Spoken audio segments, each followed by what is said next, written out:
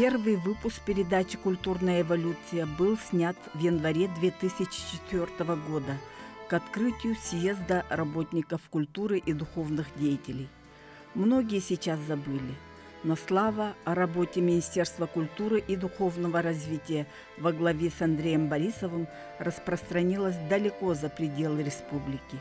Приезжали философ Александр Дугин, министр культуры России Александр Соколов и многие другие. С их участием и с деятелями культуры республики записывали передачи «Культурная эволюция», где в основном говорили о миссии культуры. Наша героиня Амалия Андреевна Атласова – один из тех соратников, сподвижников легендарного Андрея Борисова, рассказывает, как это было.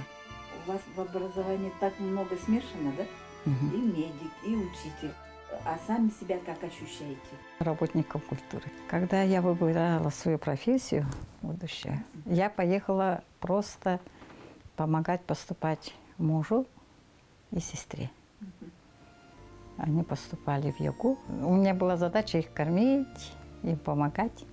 Ну и по пути я сдала экзамены в медучилище. У меня мама фельдшер-акушер.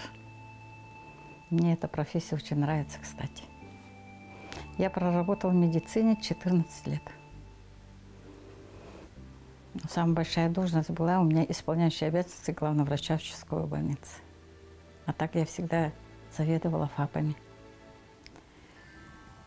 Эта профессия дала мне возможность стать сильной, ответственной, бесстрашной и, как сказать, милосердной. Потому что у медиков, как говорят в народе, медики, медработников, очень доброе сердце. Если нет доброго сердца, то медикам вообще нельзя работать. Очень хорошо работала, кстати, очень любила свою работу. Я поступила в медицинский факультет в ЯГУ, но я не смогла учиться, потому что я работала и училась, и у меня была семья, были дети маленькие. Из-за этого пришлось выбирать или быть будущим врачом, учиться, или же с семьей быть, потому что муж был студентом.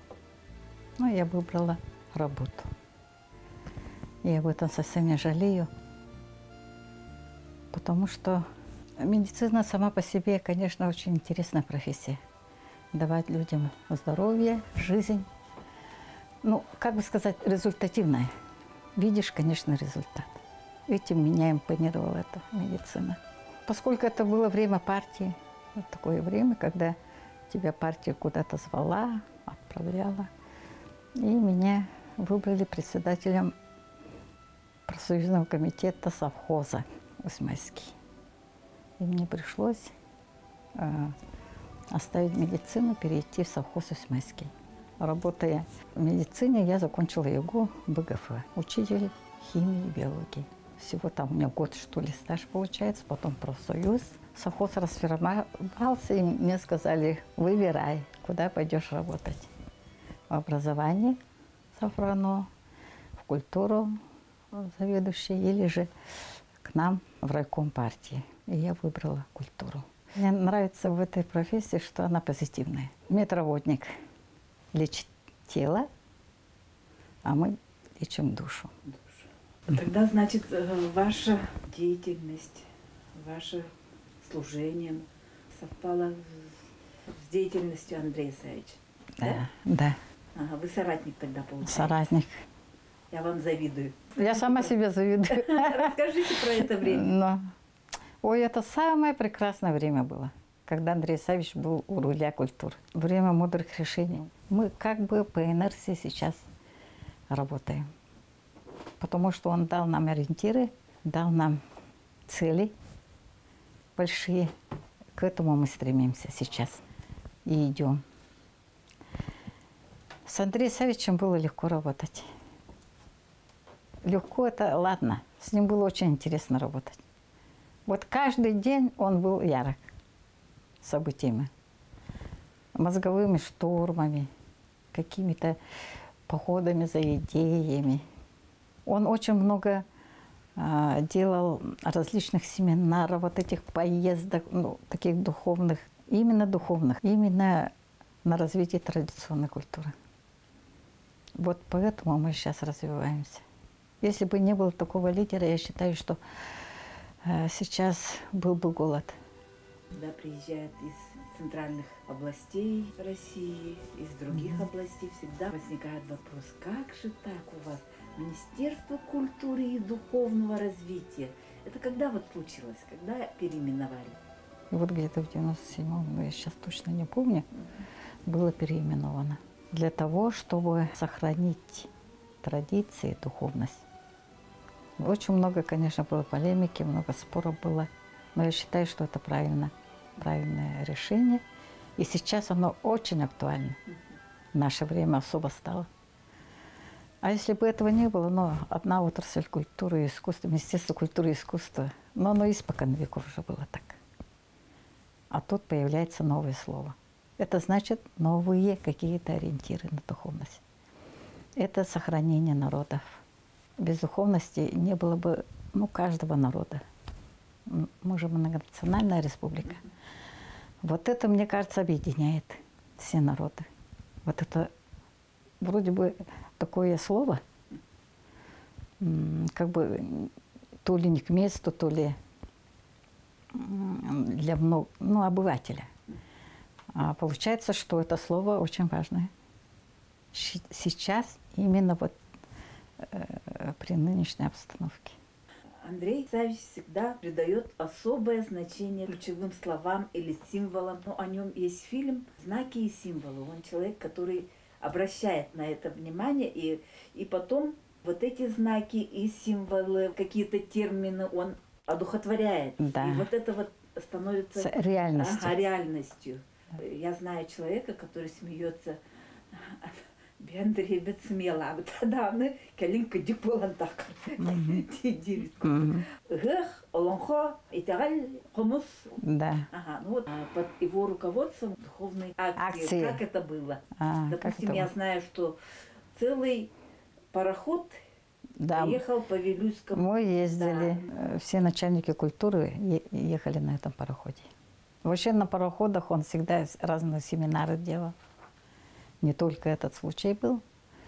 И, кстати, из других стран даже приезжали и участвовали.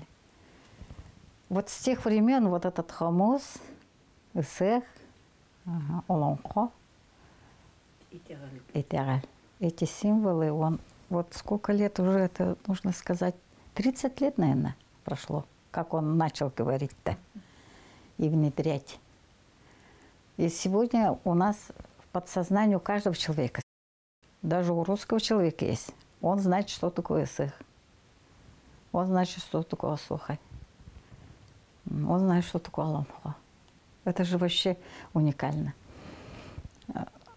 И начиналось оно, как бы сказать, ненавязчиво, но в то же время системно. Постоянно системно он говорил. И мне нравилось то, что он всегда говорил, вот самое высшее, у него же пирамида знаменитая. Самое нижнее основание – это народ, народные традиции, народная культура.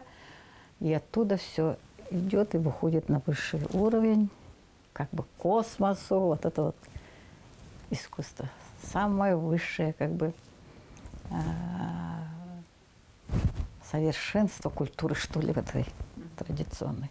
Вершина вот это искусство. И действительно так.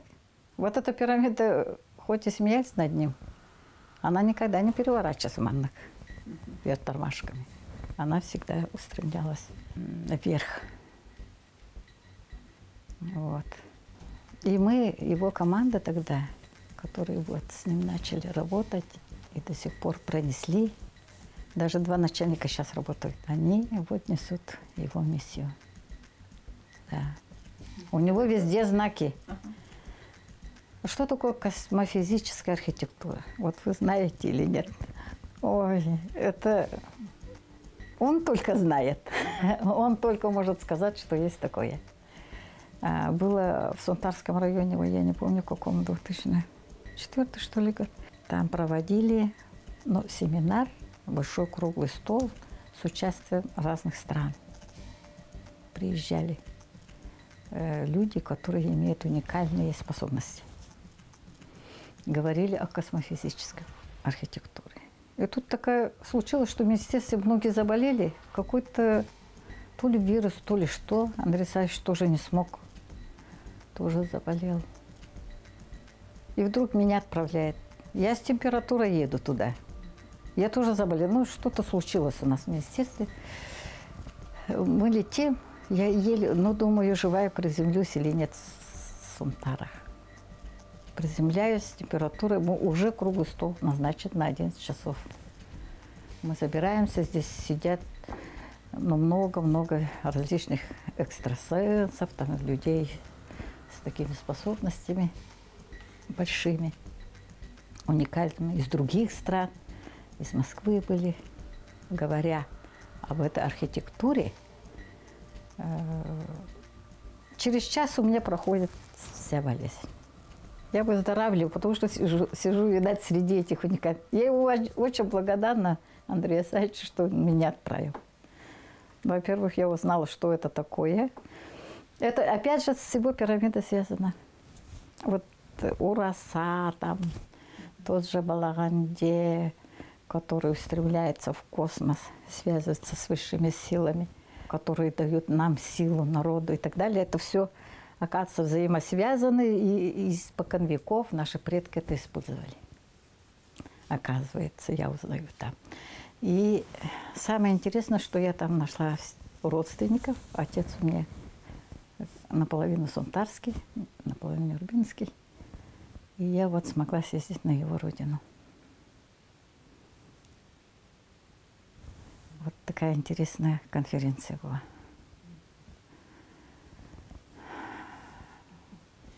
А откуда у вас такое интересное имя? Вот. Они встретились с моей матерью в Устьянском районе, селе Уянди. Он историк, директор школы, она фельдшер. Мама у меня венкийка. Первая в нашем районе выучилась на медработника. Но ее направили на север. И они вот там встретились. И там, в нашем селе Уянди, жили с Прибалтики, ну, разные люди. И вот среди них была у него ученица, девочка Амалия, которая училась на одни пятерки. Очень любознательная была.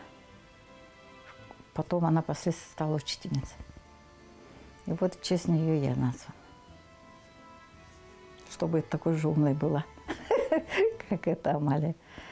Но я стеснялась с детства своего имени, потому что все надо мной издевались. Никто не мог произнести.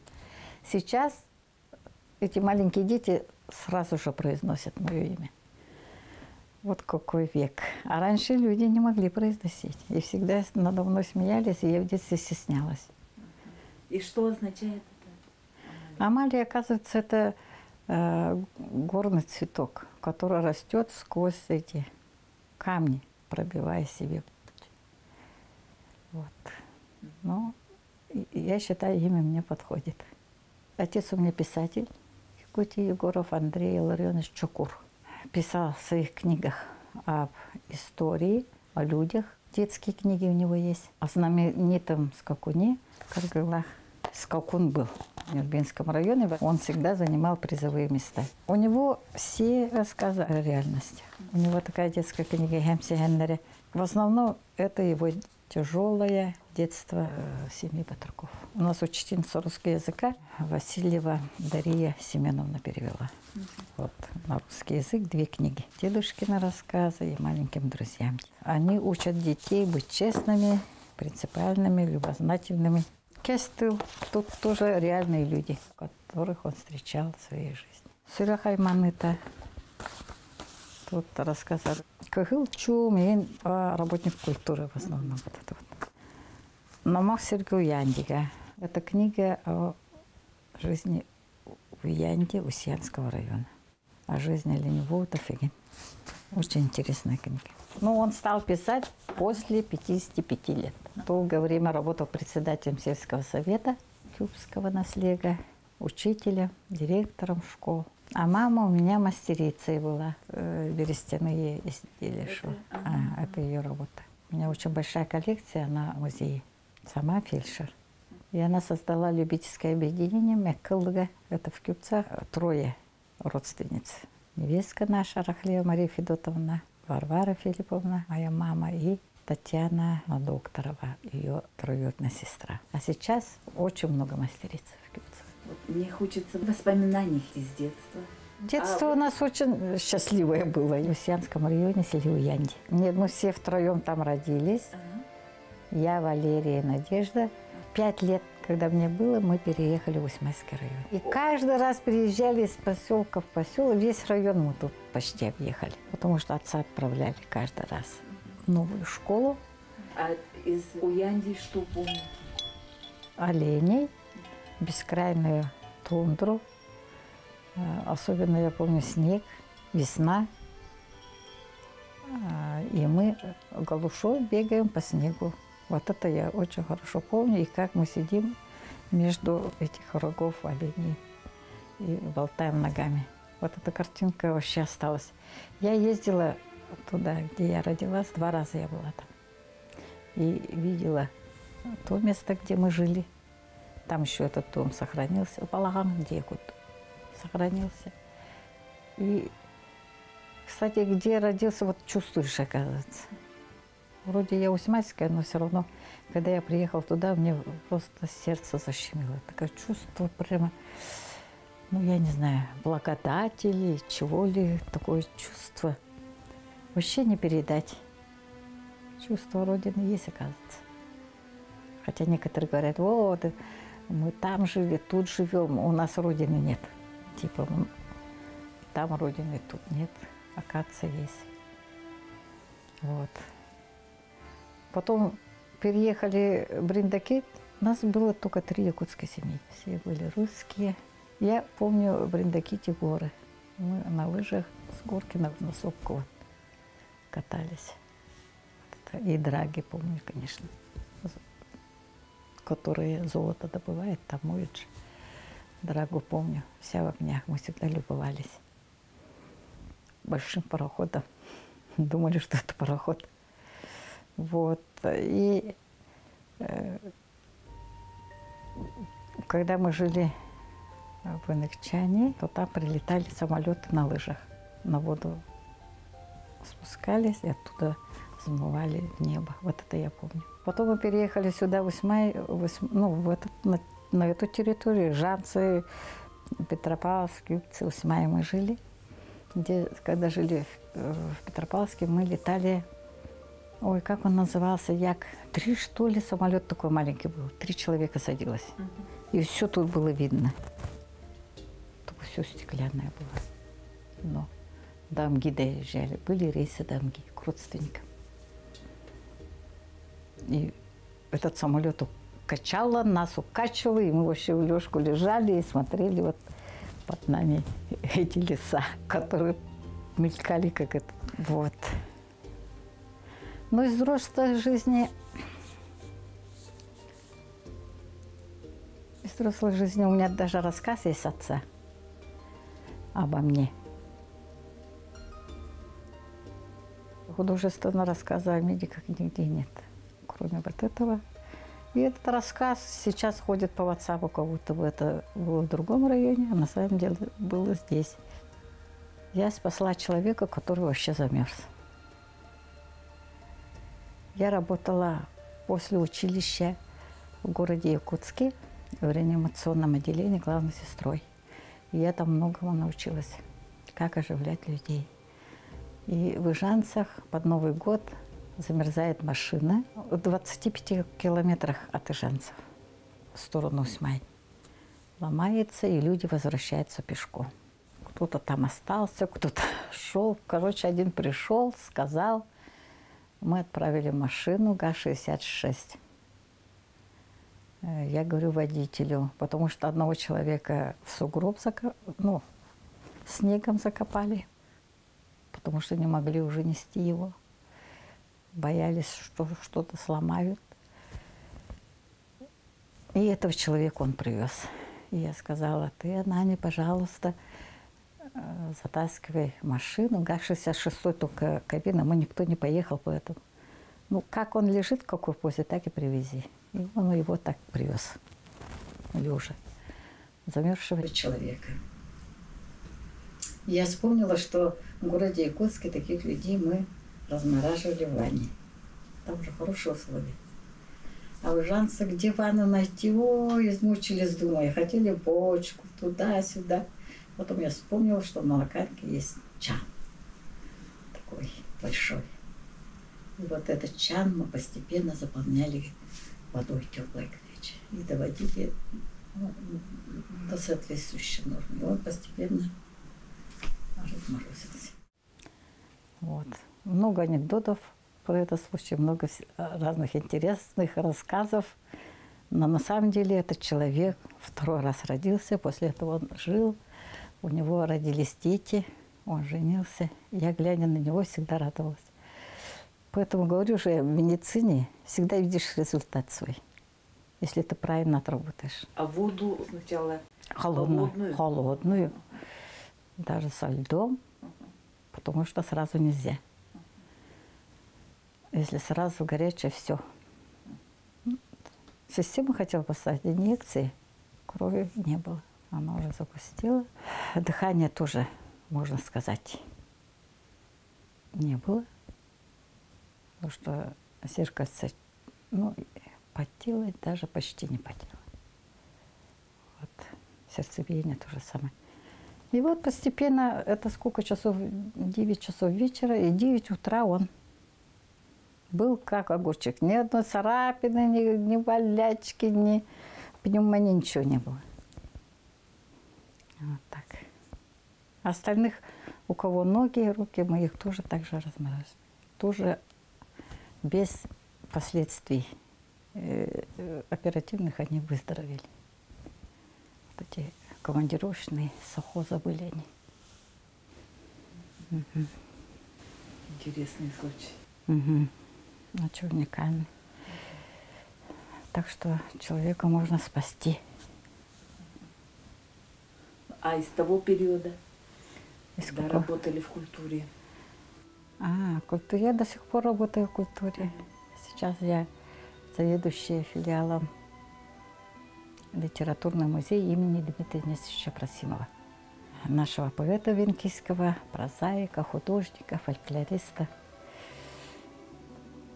Большой успех, что ли. Я хочу сказать, что мы смогли на федеральные деньги отремонтировать здание. Более 5 миллионов обошлось нам. И оборудование приобрести вот современное. Сенсор, там всякие экраны и так далее будут установлены. А самое интересное были 90-е годы, когда началась перестройка, стали закрываться ведомственные профсоюзные учреждения культуры. Тогда в Усманском районе было две культуры – профсоюзная и государственная. Вот. И я убедила руководство района все взять под свое крыло на государственное обеспечение. У нас полрайона было ровно разделено. И в 2 раза мы увеличили свои учреждения библиотеками, домами культуры. Официально, можно сказать, при мне началась работа по формированию музейного дела. У нас был общественный музей. Варвара Гавриловна Максимова, тогда такой активный коммунист, общественник, создала общественный музей боевой и трудовой славы. И на основании, на базе вот этого учреждения, вначале мы с Владимиром Васильевичем Тупаковым, тогда он был главой, стали платить ей зарплату, потому что она все время общественно работала. Многие годы, пока собирала материал. Вот, она стала получать зарплату, и постепенно мы сформировали коллектив. И базу, конечно. Сейчас краеведческий музей. Усманский краеведческий музей. Так что можно сказать, что музейное дело, если раньше не было, то сейчас есть. И есть у нас школьные музеи, и частные музеи. Вот посетили же сегодня Николаева. Вот, и при мне были созданы народные коллективы хореографические. Вот они действуют. Один из них известный Чачабель. Народный венкийский коллектив, очень знаменитый, ездящий по всему миру. Вот. Руководитель Барашкова Алена Николаевна, она стала нынче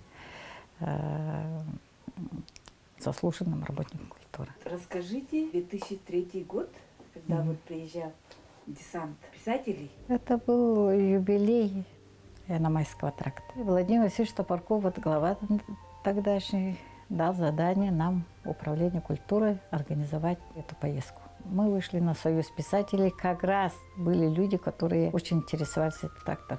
Российские писатели. Лотшес был. Ну и Николай Алексеевич Лукинов организовал всех. И якутских писателей, и русских писателей. Ой, это очень много было их. Они прилетели на большом вертолете. И потом им вертолетами до этой Чабды вывезли. И провели там большой праздник.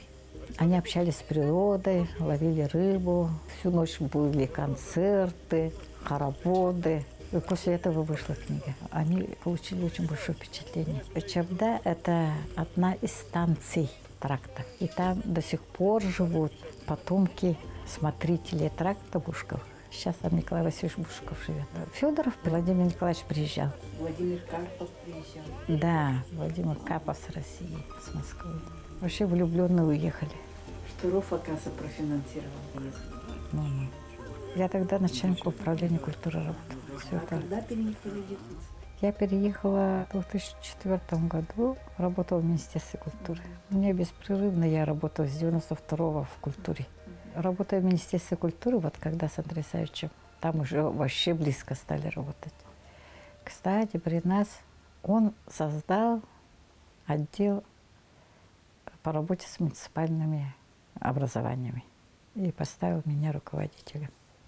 Тогда только началась работа по внедрению муниципальных образований, их работы. Все было ново, никто ничего не знал, как говорится. И вот мы совместно создавали различные законы.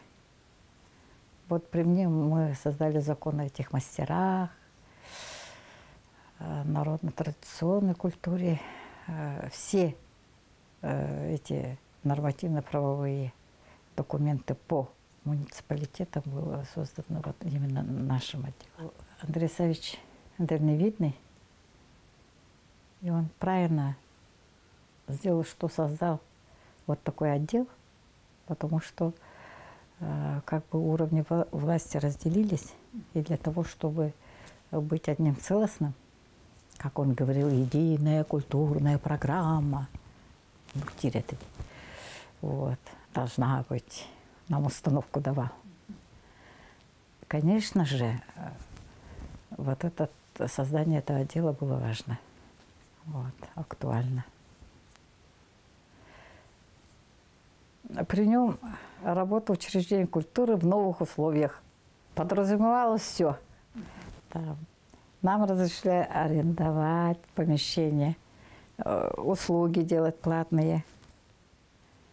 Наши учреждения, даже некоторые сельские, сажали картошку, чтобы заработать. То есть дали нам волю зарабатывать. Вначале вроде все смеялись. Я помню, с Верхневильюйского района начальник управления культуры Александр Тойтонов был такой. Очень уникальный, вообще, тоже талантливый человек, организатор хороший.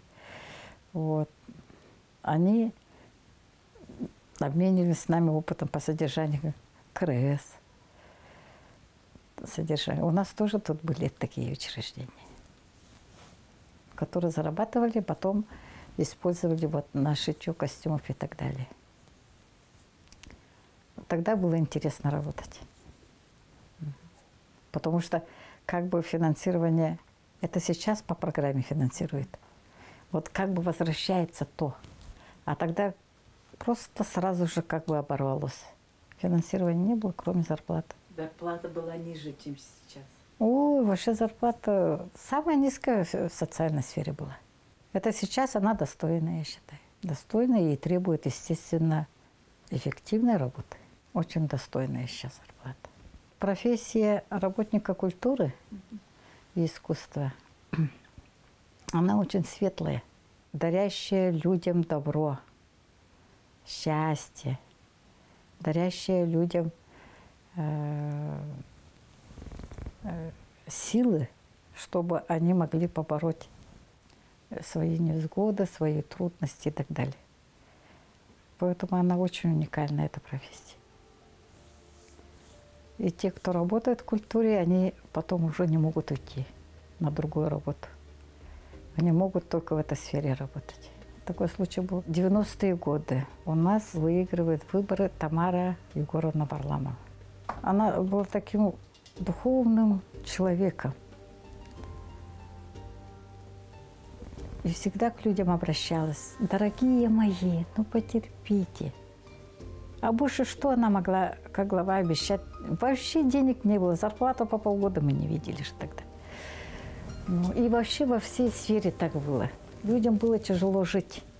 Действительно, людям было нерадостно жить тогда.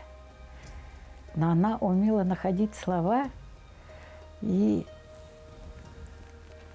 как-то людям подарить вот силу. Духовно сильная была.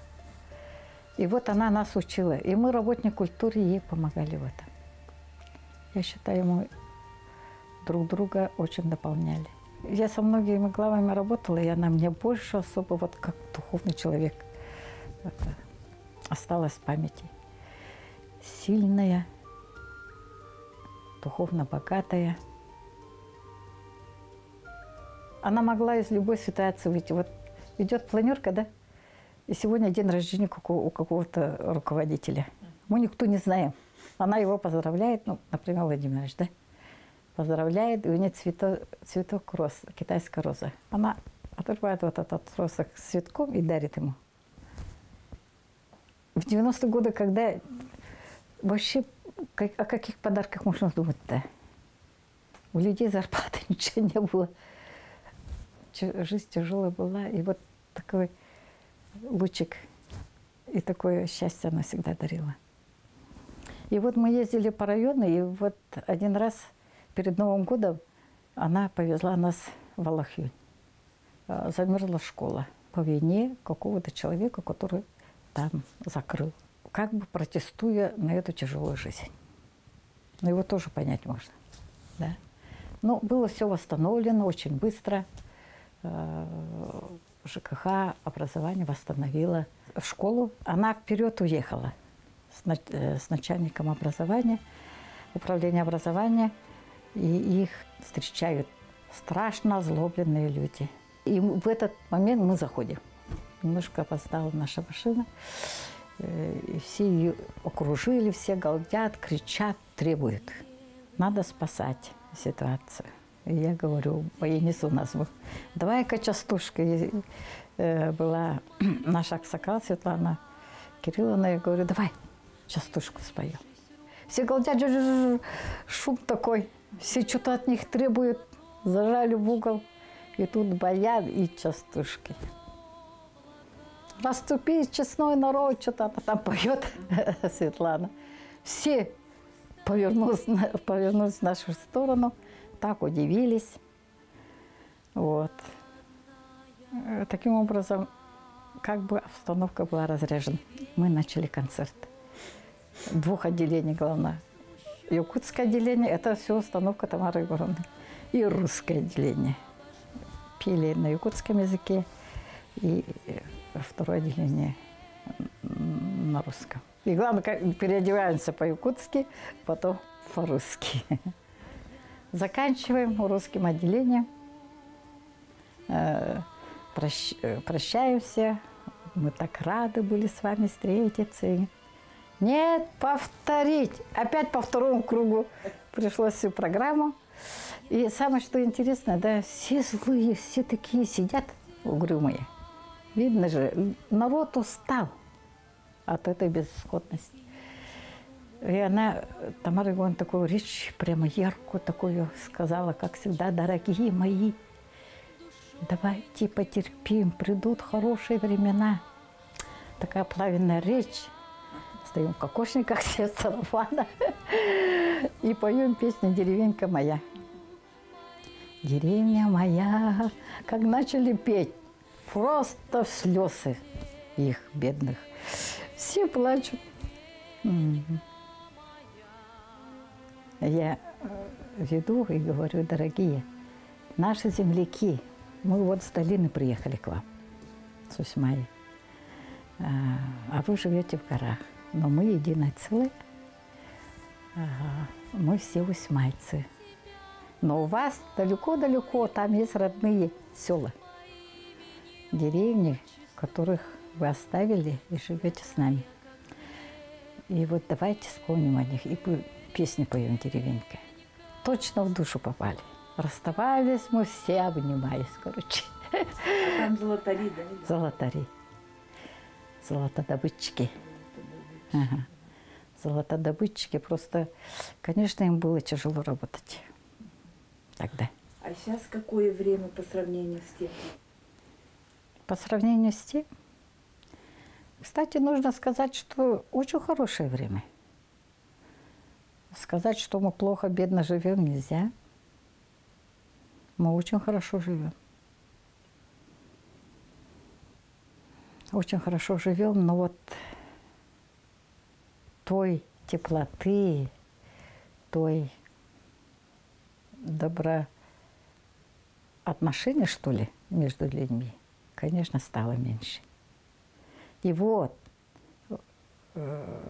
теория Андрея Савичева духовности как раз подходит. И события последние, вот, которые происходят на нашей планете, да, они как раз способствуют для того, чтобы вспомнить об этом. Что мы все-таки люди, мы должны любить друг друга, уметь прощать. И мы должны, главное, уметь, вот как раньше было, протянуть руку. Вот то было время же, когда мимо люди проходили друг друга, потеряв связь с природой, вот эту духовность, потеряв, когда человек душу теряет, наверное, таким становится. Вот. А мне сейчас кажется, что вот сейчас люди сплачиваются, вот, начинают понимать. А время, оно хорошее. Тут развивайся не хочу, не ленись, главное. Вот.